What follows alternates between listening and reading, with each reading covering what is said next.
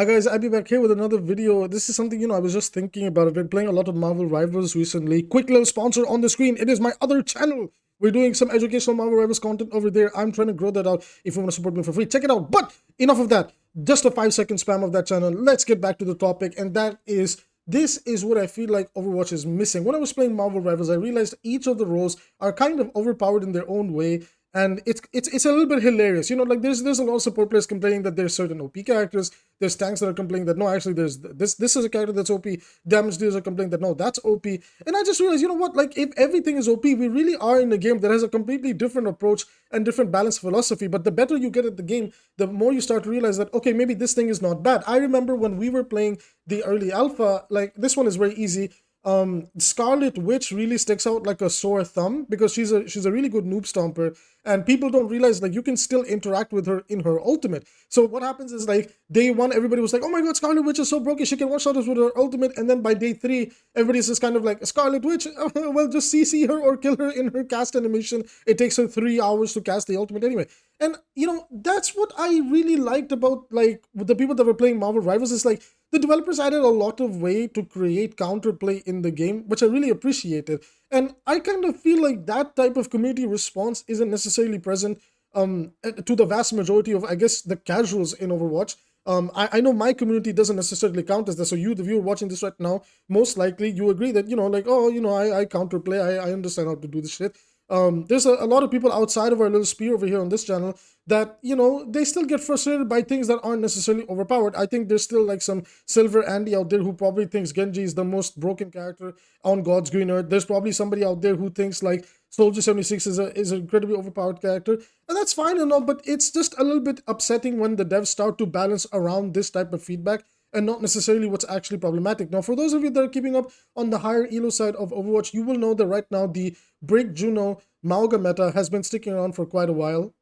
And the devs have attempted to nerf it, but it's not really working out in their favor. So we are kind of hoping that going into tomorrow, the patch that will come through will try to save the current state of 5v5. Although at this point, I think it's negligible and it's not going to happen, because even if Mauga gets nerfed, Orisa is just waiting on the side because she's still really, really OP.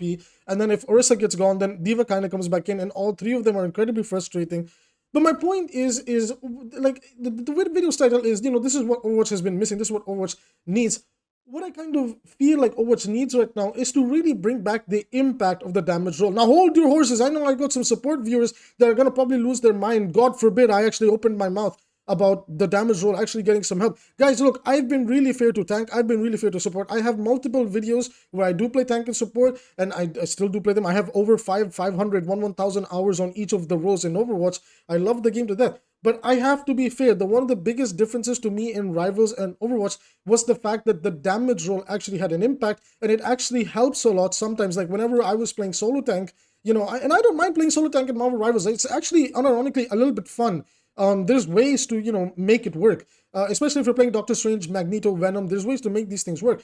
And, there was times where I was like, man, like, okay, I don't mind solo tanking, but I really hope my DPS pop off. And one of the best feelings is like, knowing that I'm taking attention. Like when I'm playing Venom, I'm diving in, my Spider-Man, my Black Panther, my Magic, they're in the backline, they're tearing it up. I'm still taking the attention of the other enemy team, and they can just destroy, right? But in Overwatch, what happens? I play Winston, I play Doomfist, I get in, my DPS come in, and well, there's all these like a shit ton of abilities that the healing is high, the supports have insane mobility, they all run away. So what happens to the damage roll progressively as the the lifespan of Overwatch goes on? It begins to get progressively weaker and weaker and weaker the more knowledgeable the player base gets. Right, people start to understand that, oh, okay, well, I can just do this and that, and I won't get dived. I can do that and this, and then, nothing will happen to me. Unless you're having a skill issue, then that's completely on you. Seriously, like, the support is very easy to play now in Overwatch. I'm not going to sugarcoat it. But moving back over, my point being is that the way, like, support is also very easy to play in Marvel Rivals. I'm not going to sugarcoat that either. However, I will say the one thing in support in Marvel Rivals that I noticed was that the strongest supports in Marvel Rivals did not have escape tools or mobility options, right? If you would get dived or flanked, you had to rely on your teammates to peel for you. And maybe it was the third-person perspective, but it was so much more easier to see peeling in Marvel Rivals than there was actually whenever I play Overwatch, because it kind of feels like people in Overwatch sometimes, when you're playing with randoms, they're really absent-minded to what's going on around you. Maybe it really is the third-person camera that gives you a little bit more FOV to the side of your screen or to see what's going on, and it's easier to keep up with. That could be the case. But my point still being is that while supports and Marvel Rivals are also really strong, like the game does have a little bit of a healing problem. I will talk about it on the other channel. It's a quick little sponsor, AbbyAZK. Go subscribe. We're going to be doing all sorts of Marvel Rivals video over there and over here. Okay, I'm sorry. That's the second time I've done that. Let's get that out of the way.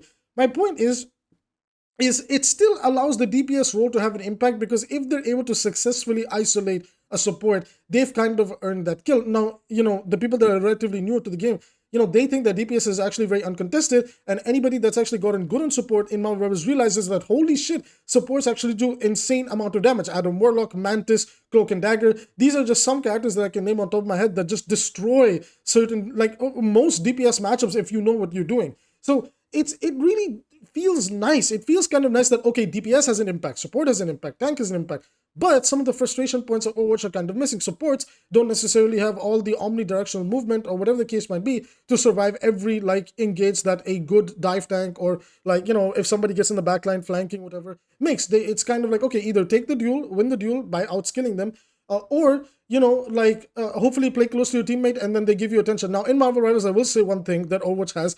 In Marvel Rivals, it is way too easy to do the healing in that game, bro. Like, I love both games. I love Overwatch and I love Rivals. But if there's one point that I can at least agree is Marvel Rivals' healing is way too easy to apply, and it is way too easy to out-sustain and to outlive fights. Even if you're playing a dive DPS like Black Panther or Spider-Man, Magic, these characters, you get into the backline and then somebody just presses one button and the guy that was like 1 HP is now 100%. That is incredibly frustrating. Right now, again, to be fair, the reason I'm not fully okay with it, but the reason I kind of understand it is because, well, most of the supports in Marvel Rivals don't necessarily have ways to escape a fight. So the way that the devs want to balance it out is by giving them more survivability, which I'm okay with, because on the other hand, you have DPS that actually have really powerful playmaking ultimates. However, supports also have really strong play denying ultimates with Cloak and Dagger, specifically Cloak himself, who has the Suzu that he can bring online. But the Suzu, bringing it online and timing it is incredibly difficult. It's not as easy as people might think. Even I've been practicing it and it's actually very difficult. So point is that both sides are kind of balancing one another out. But the one thing that the devs did mention, even from the feedbacks that was given in alpha and beta, despite some characters being incredibly broken, looking at you, 𝐒𝐿𝐻, but 𝐿𝐻 aside, the devs emphasize that they want their DPS role to be strong. They want DPS to be able to play make, because, well, in their words, their idea is that these are superheroes. They should be doing super things. And I'm okay with that, because it's like having a development team that gives you what their philosophy is and then doubles down on it. It's their game at the end of the day. And yes, there definitely should be some things that get balanced.